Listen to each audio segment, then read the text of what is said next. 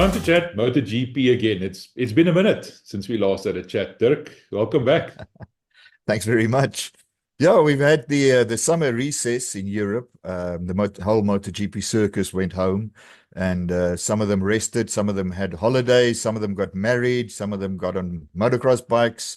But it's all to end this weekend at Silverstone. So we'll see what happens in the second half.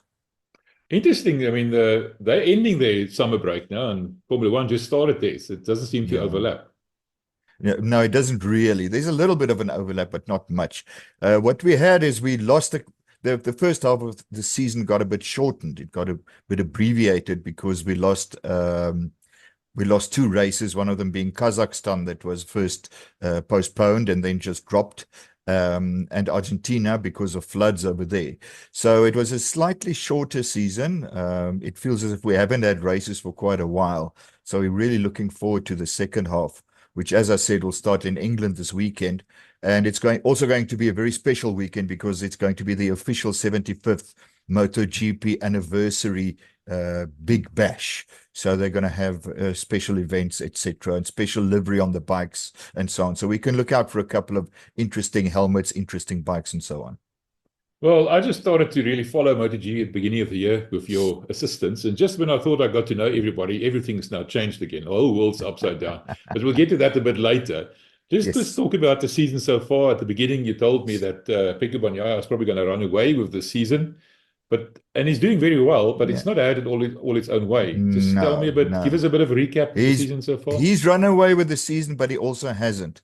As we discussed right prior to the season, after all the testing, everybody said that it's going to be Pecco's season, But we always have Jorge Martin, who's really hunger for victories and for the title. And the big thing was Marc Marquez moving over to Ducati, and he was competitive right from the word go. So it gave us an interesting first half. Pecco Bagnaia won the first race, the opener in Qatar. But after that, there was a little bit, almost as if there was a little bit of a dip as Jorge Martin stepped up to the plate, and he did really well. Then it took Bagnaia a little while to get into things and to settle and get into his rhythm. And after that, I mean, he's almost unbeatable. He's won the last 4 Grand Prix on the trot. Now, what has happened in spite of that is that Jorge Martin on the Pramac Ducati is only 10 points behind him. And that's largely due to his good showings in the sprint races on Saturdays. Plus, the other problem that Pecco has, and it was a bigger issue in the beginning of the season, is he's struggling to qualify this year for some reason. He's got good race pace, and after a couple of laps, he settles in, that sort of thing. And he's doesn't have a real problem with pulling away, with the starts of the races, but he is struggling a bit with the qualifying sessions. So that puts him on the back foot, and he has to fight from somewhere else to ensure that he passes the checkered flag first. So we've only got a 10-point difference there. If we look at the stats, though, it's all Pecco. He's had something like 162 laps up until now. He's been in the front position versus something in the 120s for Jorge Martin. He's been on the podium 7 times, 6 of those on the top step and 1 third spot, while Martin has had 6 podiums, 2 victories, 2 second places, and 2 third places. So nothing's settled yet. The gap isn't really big, so we can really expect them to pull out all the stops in the second half of the season. So it's sort of throw a spanner in the bush, or throw a rock in the bush, or stone in the bush, whatever the right idiom is. But Martin is leaving Ducati firstly, and Pramac is leaving Ducati as well. Pramac is going to go to Yamaha next year. They're going to become a Yamaha second team, sort of. Do you think there's any chance of, a lot of resources being moved to Bagnaia's way and maybe taken away from the Pramac team? Maybe make sure that both either a rider or a team that's not going to be Ducati next year doesn't win the championship? Well, I don't really think so. The thing is that the bikes are at a certain level right now. They can't take anything away, you know. So it'll all depend what they give them for the rest of the Yeah, season. development. Yeah. But development, but they are limited. I mean, there are limits to everything that they are allowed to do, and it would just create a huge outcry if it does happen. What will be crazy is if Jorge Martin wins the championship on Pramac Ducati, and then both Pramac and Yeah. Jorge Martin leave. You know, if they both leave the Ducati stable, that'll just be chaotic. So I don't even want to think about that at this stage. I don't really think so. The question also comes up every now and then. What do the riders do if they know they're going to leave? You know, he knows he's going to leave, Jorge Martin. Is he going to give his everything? There's undoubtedly yes. These guys are pro racers. They are so competitive. Once they swing their legs over that bike, there's just one thing. And in fact, the teams have to hold them back to save tires, etc., etc. So there's just no doubt that all of them will give their best. So those two are basically the only riders really in with a chance of the championship. But in terms of the teams, I know Ducati is head and shoulders above the rest. But what about the other teams? You know, what do the other teams look like in terms of being competitive? Aprilia, KTM, and the likes. Aprilia looked better than I expected, and KTM looks worse than I expected. Just give us a bit of a rundown on that. Alicia Spargaro had a good testing season prior to the season, and he looked really good. But we didn't really expect Aprilia to come up the way that they did. They've really eclipsed KTM. Whilst at the end of the last season and in pre-testing and so on, KTM looked really good. And Brad Binder specifically had a fourth season finish last year. So we all thought that they were going to be the guys that would give Ducati a hard time. And then Aprilia stepped up and they really eclipsed KTM, as I said. Now we've got a problem with KTM and with poor Brad. He came second in the first race in Qatar and fourth in the second in Portugal. But that's basically where his season ended, unfortunately. You know that since he's only the two highest spots he's secured since Portugal in the full-length Grand Prix on a Sunday are two sixth places. And even then, his showings and his results in those Grand Prix and even in the sprints have been slightly fortuitous because he scored those spots after Marc Marquez fell or two guys fell in front of him and he progressed up. He was usually about ninth or eighth and then progressed up after other guys came out and did not finish, you know. So there's a definite problem. The thing, though, is that it's not only Brad.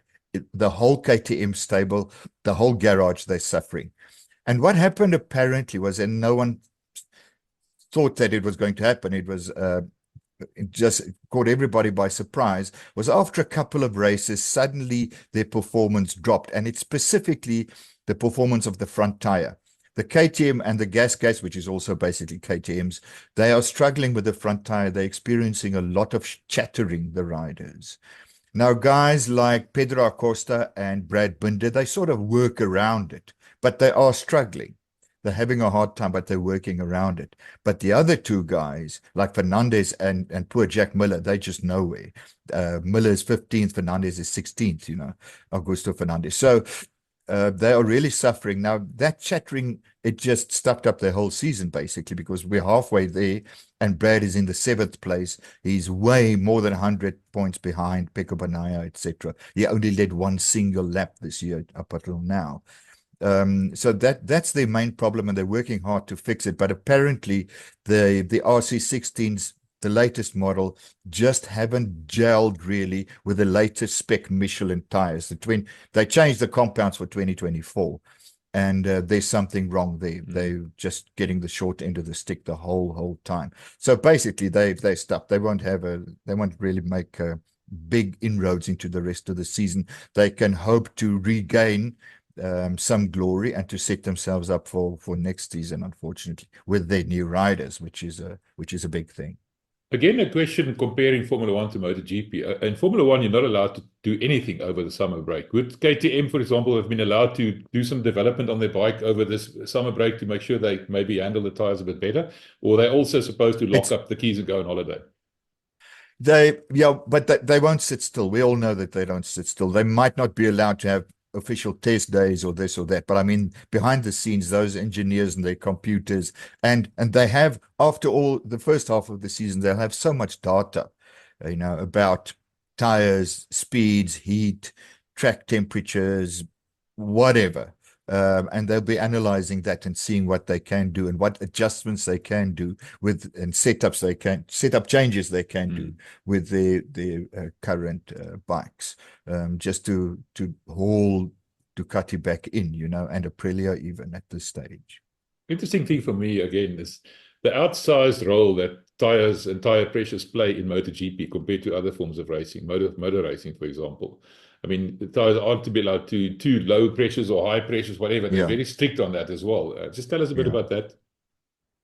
Well, basically, it's all about the temperature of the tires. So if you ride too close to the rider in front of you, you don't have clean air coming over the tire to cool it down. And what happens then is that because of the higher temperature, it expands slightly, so the tire becomes harder. Now, you won't believe how much it does in actual fact. And if you get a cooler temperature, then it goes down a little bit. So they have to, because of safety reasons, that was the main thing the FIM said. Because of safety reasons, there's a very slight margin, a very tiny window that they have to stick to, so that they don't have too soft tires or too hard, so that they get the maximum grip out of them. And they're slightly more lenient, the regulations this year where that is concerned. But it's a very strict thing. I mean, if they are underinflated, there are definitely penalties. I've seen on social media, and someone actually asked me on social media, but if a tire doesn't work, say like we saw with Brad, where his tires drop off seriously during a race, why don't they just go in and change the tires like in Formula One? And it's actually, the answer is extremely simple. It takes too long. It's a totally different process. In a Formula One car or any racing car, you take off the whole, it's just one nut, and you take off the whole wheel, basically the rim plus the tire and so on, and put another one on. With a motorcycle, it's different. You have an axle running through the tire. So the front tire, you have to loosen it and then take out the axle, take it out, put the other one in, align the brake discs first, etc., and then refasten it. They do it quite quickly. You can see them swapping tires in the pits. It happens really quickly. The rear as well. The rear, you have to take the axle out. Now you have to take off the chain and then put the other tire and put the axle back, chain, brake disc, etc., etc. So it basically takes much longer. You won't have a 2.7-second pit stop. It's going to take you 2 minutes or so. And if the average track length in 2 minutes, it's one lap. You can't afford to lose a lap. So it's as simple as that. If you choose those tires, and that's why it's so important. That's why those conversations prior to a race are so important about which tires are we going to use. Because once you go out there with that tire, that is it, except if it starts raining. You have to live with it. So that's why they have indicators on their dashboards about tire temperature and pressure and so on. And they have to manage it. The riders themselves have to save their tires to be able to finish and to finish well. Right. So getting to the changes, the sort of, big changes. I don't want to call it earthquakes, but there was a lot of questions. Number one, who's going to join Bagnaia in the factory Ducati team?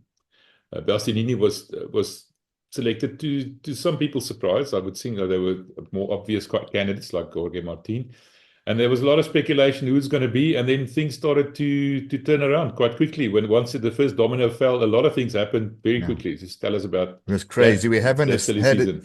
We haven't had a silly season like this that I can remember, actually. It was just crazy.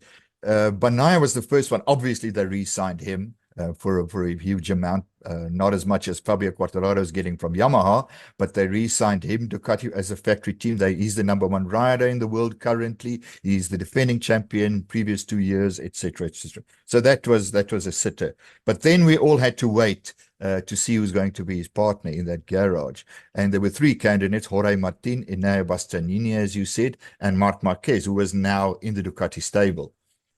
Just about Bastianini, a little bit to come to his defense, if we cast our minds back to the previous season, 2022, when that decision was made between him and Jorge Martin, he had a really good second half of the season, and he sort of secured that spot.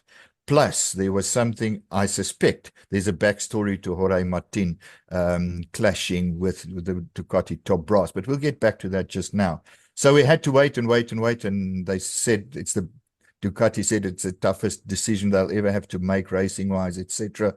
And eventually, Jorge Martin came out and he said, okay, he's going to Aprilia. What happened was, I think, is he ran out of options.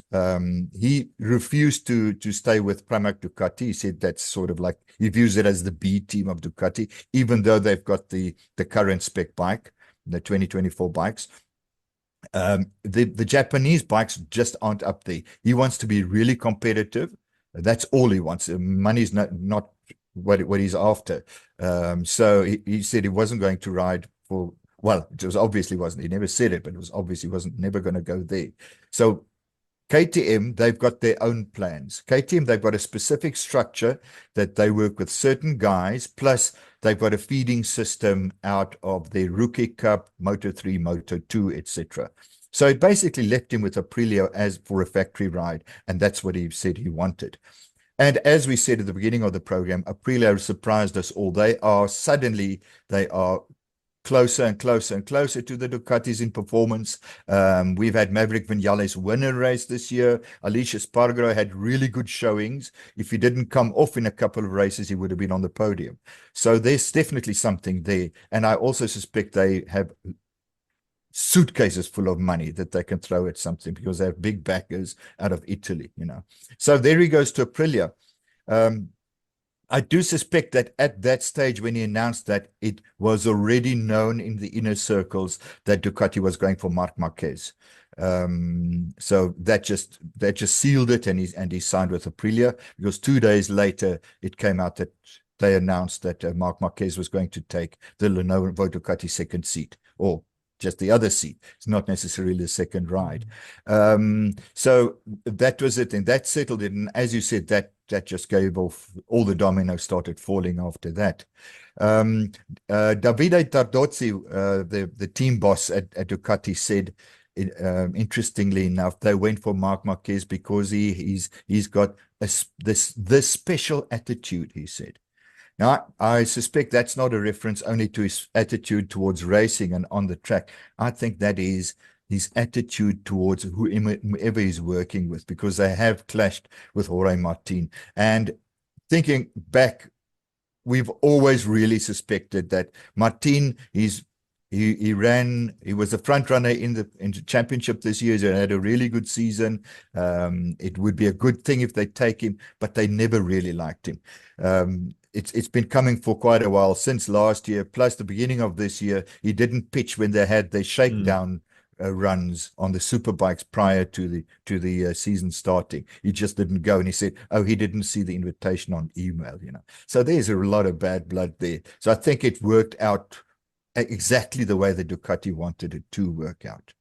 But then after that, I mean, everything started happening. That left Enea Bastianini. He was out in the cold suddenly, so KTM nabbed him. We all knew that Jack wasn't going to make it. That was quite clear from the fourth or the fifth race of the season.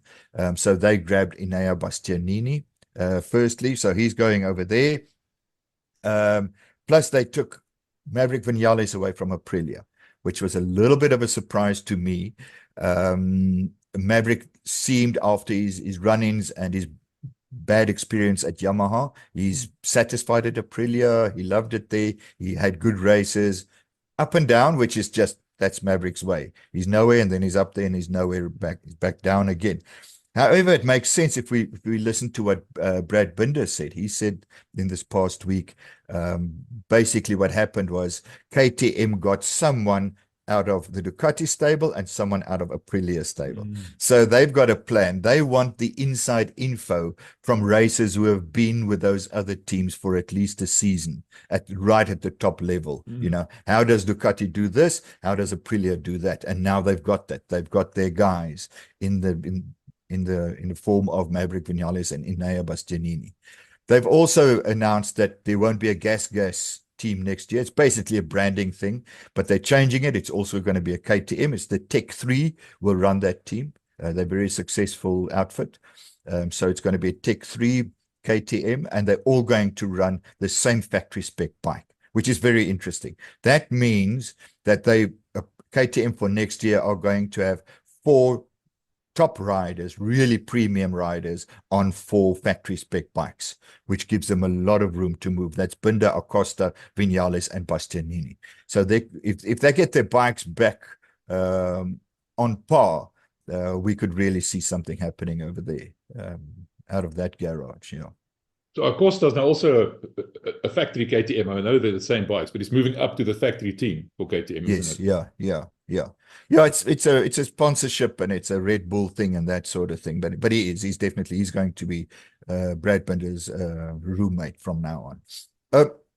The other thing about the KTM setup is, as we all know, that Jack's not going to make it, and he's still praying to get a MotoGP ride next year, but it looks as if the writing's on the wall. At this stage, it looks as if he's definitely going to get a ride as a Ducati World Superbike rider. And he might go to that factory team. We must remember that he's got a long history with Ducati, having ridden first for Pramac Ducati and then for the factory team before Enea Bastianini got that seat. So it looks as if Jack's going to leave MotoGP and end up at the other formula. Oh. Well, then Aprilia, where Aprilia is concerned, we have Jorge Martin going there now, and his stablemate is going to be Marco Bezzecchi from VR46. He hasn't had a good season. Last year was fine. This year he's just struggling with a 23 spec bike. And Fabio De Gianantonio, his teammate, is doing much better than he is, and it used to be the other way around. So he's jumping ship, and he's going to Aprilia for a factory team. So that's going to be a good pairing as well, a very strong pairing for that Italian manufacturer. And in Trackhouse Aprilia, we all expected the American rider Roberts to get a seat there, but that hasn't transpired as well. Yes, it hasn't. It looks as if he's definitely not going to make that. He hasn't had a good season, though. I mean, he hasn't really been in the top 5 in Moto2 this whole season, so that put paid to his chances, And Trackhouse, things are opening up at Trackhouse because Miguel Oliveira, he's going to the new Pramac Yamaha team. So Trackhouse is opening up. What they are doing is they're keeping Raul Fernandez, and that other seat apparently is going to the new Japanese rider, Ai Aguro, who's currently second in the Moto2 division. So he's been earmarked to go cross over to MotoGP for quite a while now. And initially we thought he might get Taka Nakagami's spot in the LCR Honda outfit because they like having a Japanese rider, but apparently still needs to be confirmed, but apparently he's going to be Aguro's going to the Trackhouse seat. Yes, the other Aprilia. You mentioned Pramac going to Yamaha just now. That is sort of an earth-shaking thing. There was a lot of rumors about it, but I never expected that to happen. No, why would you go away from a factory team like Ducati and then move to a team like Yamaha? I know Yamaha is now throwing money at this problem of not being at the top of the grid anymore, but what do you think is the thinking behind that?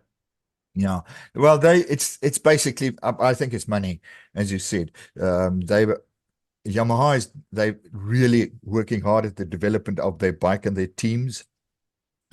Having secured Quartararo again for the immediate future and so on. He's a former champion. He's an experienced rider, gives a lot of feedback to the teams development-wise and so on. So they really think they're onto something, and they convinced him to stay. So I think they just convinced Pramac to use their management skills in managing a team to bring that to the party, because that they know. I mean, we see right now they've got Jorge Martin riding right up there in the championship, and last year as well. So they know how to be front runners, and that could be a very valuable addition to the Yamaha garage to get that experience in that area. So I think they just offered them so much money that they didn't They couldn't say no. The interesting thing of that move to me is that means Ducati is losing one team. They're losing one satellite team. So at this year, they've still got 4 teams, 8 riders. Now, from next year, they'll just have the 3. They're going to have the factory team, the Gresini, and the VR46 teams. So all the other riders now, for the first time, will have 2 teams. Since Yamaha's also getting their so-called satellite team. So everybody's going to run 2 teams at least, which is nice, which is good. It's good for development. The question that jumps out at me is Ducati this year at Pramac and the factory team had the 2024 bikes, and then Gresini and VR46 had the 2023 bikes. What's going to happen next year? Are they all going to have 2024 bikes, or is it going to be a split, or 2025 bikes, or is it going to be a split again between 2025 and 2024 bikes? Do you know? I do not know. I do not know what's going to happen at this stage. I presume that they will also have one of those satellite teams will have the factory spec bike of next year, but I'm not sure when. Yeah, that's interesting because that's a step up for Pramac either one of those teams. Yeah. Yeah. Yes, definitely. I suspect if it does happen, it'll go to Gresini. Maybe there are talks about it already. I just haven't heard anything, but I haven't really kept my eyes open for that yet. No. And in the same breath, Pramac at Yamaha, will they have the same spec bike as the factory bikes? I don't know. I don't know at this stage what they're going to do. Yeah. Which is still a B spec bike compared to the Italians. Yeah, sure, but I mean, those Japanese guys know about racing. They're not going to be content with being stuck at the back of the grid for much longer. I'm sure. No, definitely. A Honda as well. I mean, Honda. I can only imagine the talks going on in Japan, in the Honda head office. Or how are we going to recoup the previous year's glory, so they will work hard at it, and they will also throw the whole corporation behind it. So at some stage it will turn around, that's for sure. Right. What's left? Which seats are not taken yet? Well, right now, let me have a look. The seats that are open, we've got one at Gresini Ducati, one at Monster Yamaha, one at the new Pramac Yamaha, and one at LCR Honda, because it looks as if Taka Nakagami is not going to make it. Johan Zarco is staying on there. So what we have coming in is we have Fermin Aldeguer, the Spanish riders coming in. Ducati signed him in March already to ride on a Ducati. They wanted him last year already, but his Moto2 team didn't want to release him early, so they had to wait a year. So in March, he was actually this year's first signing. So they have to find a spot for him. I can see him going most probably to something like Gresini next to Alex Marquez in the spot of Marc Marquez. So he's a bright young star coming in. And then we have 2 spots at VR46. The whole VR46 is open now. However, Fabio Di Gianantonio should re-sign there, except if he gets a really good offer somewhere else. I don't see anywhere else that there's an opening for him. He's had some good performances this year, every now and then. So it'll make sense to them. And then we have Alex Rins is still left. He should re-sign with Monster Yamaha, which then leaves 1 seat open there. Then the other rider that's still floating around is Franco Morbidelli. Now, Frankie could either go to Monster Yamaha because he's been there before. They know him. There's no bad blood there. He's a nice guy, had decent performances, so he could go back there, or he could go take the other seat at VR46, because VR46, they love having a full Italian team. They don't really, everything's Italian there. They just speak Italian as well. So it'll be a good fit if he goes there from his current seat over to the VR46 team. All right, you mentioned in the beginning, this weekend is the British Grand Prix, if I want to call it that. What are we expecting? Normal business as usual? But Bagnaia, clearly the favorite, Martin maybe a close second. Yeah, I'm not going to wager anything on it right now. I'd like to see first what the practice sessions and etc. delivers. It's always going to right now. It's always going to be those guys, with Marc Marquez pitching up as well.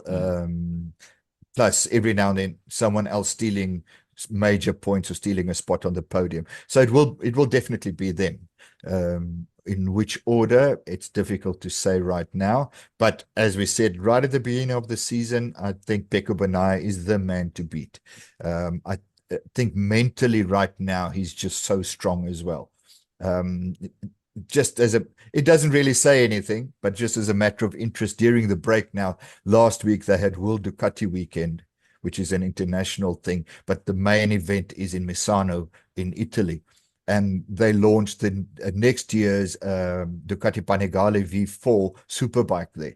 And they had a champions race where they invited all the Ducati main top riders and champions and so on, and ex-champions, to compete on next year's Panigale. And he won. Pecco Bagnaia won the race. I mean, Marc Marquez came third. So it's just put him on anything, right? You can put him on a tricycle and he's going to win, you know. Yeah. I think he's mentally so strong. He's in a very good spot. As I said, he just got married. He's secure, he's happy, he's safe, feels safe. And he's a real champion.